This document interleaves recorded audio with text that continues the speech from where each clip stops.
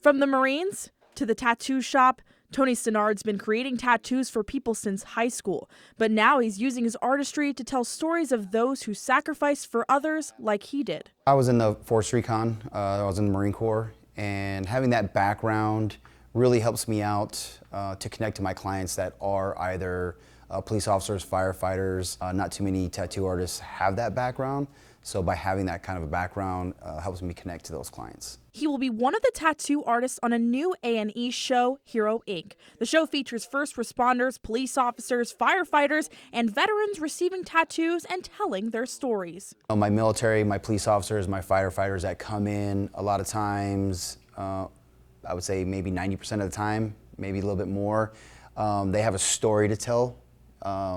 And it's something that someone can stop them on the street and say, hey, what's that about? Stenard says the tattoo can help remind these heroes of the good memories during their time of services, but also bring them closure. Some of the self-sacrifice that goes unnoticed with especially our police officers, the men and women that go out there and do that job day in and day out. Some of the things that they sacrifice, we never hear about it. But he's hoping with his tattoo gun, he's able to bring to light the bravery these heroes have shown during their time of service. Veronica Vernacchio, KGUN 9 on your side.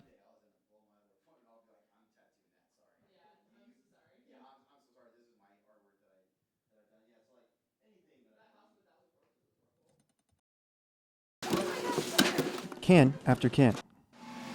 Box after box. With over 300,000 pounds of food to sort through, the Community Food Bank of Southern Arizona gathers for the 27th annual Stamp Out Hunger Food Drive. Volunteer George Farman says the food drive is important for Tucson. We have a lot of poverty in Tucson, so we have a lot of unemployment and underemployment. If you have 4 children, it's difficult to keep up with the demand if you have multiple children, or if you're a senior and you're on a limited income.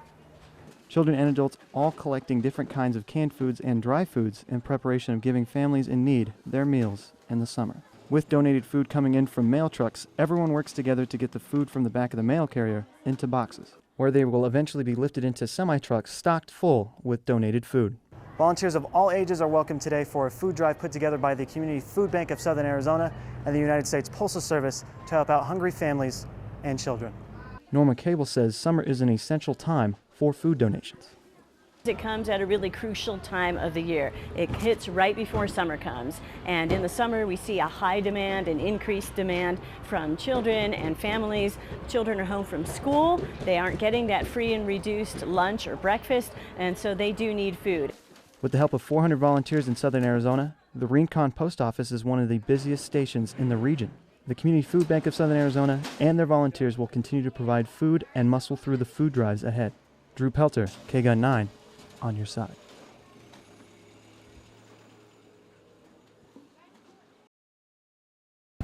Ice cream lovers rejoice, for this is the first annual Brain Freeze Festival here at Rillito Park. With 28 different flavors you can consume, all for a good cause.